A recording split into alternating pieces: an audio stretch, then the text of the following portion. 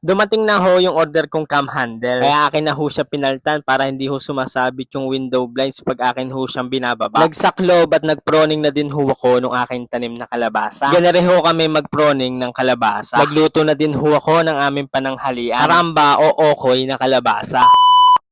Hi mga katrops, magandang buhay. Pagkadating ko sa bukid ay agad-agad ko hong kinuha itong aking bota. Medyo maputik pa nga yung gilid. Minsan nga ay nakakalimutan kong iwan diyan yung bota ay nadadala ko ho pa uwi doon sa bahay. Nung masuot ko na ho yung bota ay nagpunta na ho ako doon sa kubo. Lumusong lang ho ako diyan sa tubig lawa. Pagkakit ko ho ako'y nagbihis lang tapos nagkape na ho ako. Dahil ngayon na araw ho ay ako ho'y magsasaklob ng kalabasa at saka ho magpo-proning na din. Kinuha ko na din ho yung aking pamalakasang salakot. Tapos bababa na ho ako para pumunta na doon sa kalabasahan. Lusong ho ulit din ho sa tubig lawa. Pag nag-start na ho yung kalabasa magkaroon ng female flower ay araw-araw na ho ang pagsasaklob na ginagawa dito. Dating gawi ho ay kukuha lamang ho ako ng male flower tapos akin ho siyang isasaklob sa female flower. Ginagawa ho yan para magtuloy ho yung bunga ng kalabasa. Bukod ho sa pagmamanual pollinate na ginagawa ko ho tuwing umaga ay kami ho ay nagpo-proning din ng kalabasa. Sinasabay ho namin yung pagpo-proning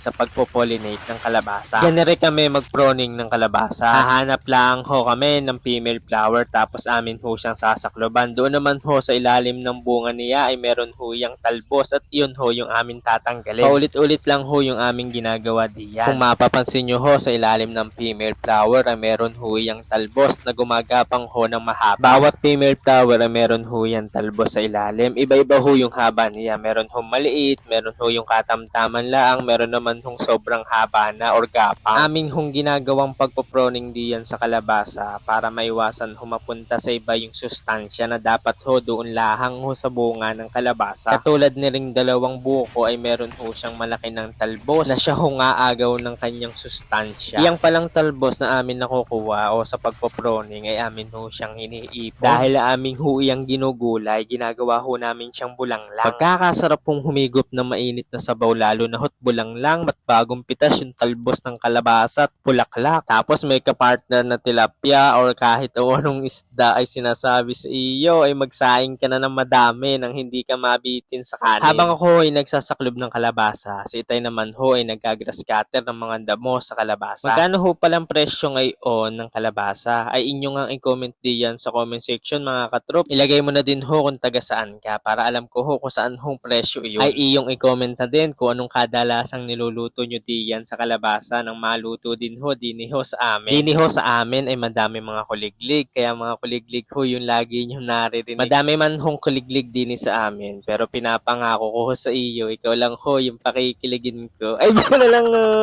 Nung matapos na ho akong magsaklob at magproning ay ako ho ay kukuha muna ng kalabasa na may ulam namin. Nang maisip ko ay meron pa pala akong stock na harina sa kaho itlog. Kaya magluluto na lang ho ako ng kalabasa. Susunod ay bulang lang yung aking lulutuin pero ngayon ay karamba ho muna yung aking lulutuin. Karamba o okoy ang tawag niyan sa amin. Sa inyo ga mga katrops, saan ang tawag ng luto sa inyo na yan? Na makahuwi na ho ako sa kubo ay hinanap na ho agad kita. Ay na lang nagkape ho pala. Sana na agad. Nagmerienda na din ako ng suman. Nung hapon pala ay dumating yung parcel ko. Yung aking order yung lock ho ng bintana. Medyo mainipin ho kasi ako kaya ako na yung umorder sa Shopee. Kaya ko naman hong gawin kaya ginawa ko na. Ito ho kasing kanan ay pataas ho kasi yung lock. Dapat ho ay pababa yan. Ang nangyayari ho kasi pag binababa ko ho yung aking kinabit na window blinds ay sumasabit ho doon sa bintana. Doon ho sa lock ng bintana. Para maiwasan ho masira yung aking window blind ay hakin ho siyang pinaltan na. At dahil hindi ko na humantay yung gagawa ay ako na ho ang gumawa. At dahil mainipin na nga ako ay ako na ho yung nag-order sa Shopee niya. Kaya nung dumating na yung aking order ay agad-agad ko na ho siyang ginawa. Buti na lang ho talaga ay kabilis dumating ni ring aking in-order. Bali ang in-order ko ho ay dalawa na, kaliwa ho at saka ho kanan. Para sigurado, diyan ay tinatanggal ko na yung lock na nakalagay. Cam handle ang kinabit ko diyan. Big at kulay black. 45 pesos isa ang aking bili. Nung matanggal ko na ho yung cam handle, nilagay ko na ho yung aking bagong bili. Bali pang kanan ho yan. Nang maikabit na ay akin na ho tinry at sinarado muna yung dalawang bintana. Ayos na mga katrops, hindi na ho sumasabit yung window blinds pag binababa. Magluluto nga ho pala ako ng karamba or okoy na kalabasa. Ang slice na na gagawin ko ay yung parang ho sa picnic. Mas gusto ko ho kasi yung ganong slice kesa ho yung ginagadgat ho dun sa gatgaran ho ng cheese. Masarap din yan pag merong hipon. Pero yung aking lulutuin ay walang hipon. Pero kahit walang hipon, iyan ay masarap po din yan mga katroops. Ang aking hong ilalagay ay daon ho ng sibuyas, kinchay, siling panigang, bell pepper, sibuyas na puti at sibuyas na pula. Maliliit na slice ho yung gagawin ko sa kanila para lasang lasa ho sa karamba. Ang pahuli ito hong kalabasa. Medyo matagal ho yan kaya akin na siyang pinahuli. Yan yung slice yung aking ginagawa. Pag ako'y nagkakaramba ay sinasama ko ho pati balat ng kalabasa. Akin lamang huhugasan ng maganda iyang kalabasa para malinis ng maganda. Pag ganyang merong kalabasa ay namimiss kong kumain ng alimango. Ginataang alimango kaya ginataang hipon na merong kalabasa ay panalong panalo ho talaga yun. Nang matapos ko na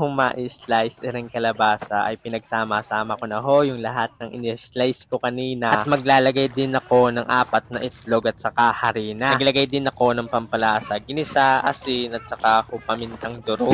Ho pala, sorry na agad. Mailagay na lahat ay akin ho siyang ola-olahin para ma-mix ho siya ng maganda at maayos para pantay gayong lasa. Naglagay na din ako ng langis dito ho sa talyase tapos maglalagay na ho ako ng minix kong karamba para maluto na. Isa-isa lang ho yung pagluluto ng aking ginagawa. Masarap din ho yan, isawsaw sa maanghang na sausawan. Ano ho palang sausawan na ginagawa nyo diyan mga katroops sa karamba? Habang nagluluto ay tikim ng tikim at pagkakain na ay sogbo na. Ay sadyang hindi ho talaga maiiwasan tumikim habang nagluluto ay kain ho tayo mga katroops. Kape na din. Ang hulam ko ho ngayon ay karambang kalabasa o okoy na kalabasa. Masarap din ho ito pag merong hipon. Pero masarap din ho yan kahit wala pong hipon. Pag ganayan ang aking ulam, kailangan meron hong suka na maanghang. Yan ho yung aking sausawan. Sadyang lalong mapapasarap ho ang kain ninyo diyan sa sausawan na maanghang na suka. Mapapadami din ang inyong kain. Sabayan mo pa ng masarap na kaping barako. Dumating din si kuya ngayon mga katroops. Ayan ho at may dalang ulam.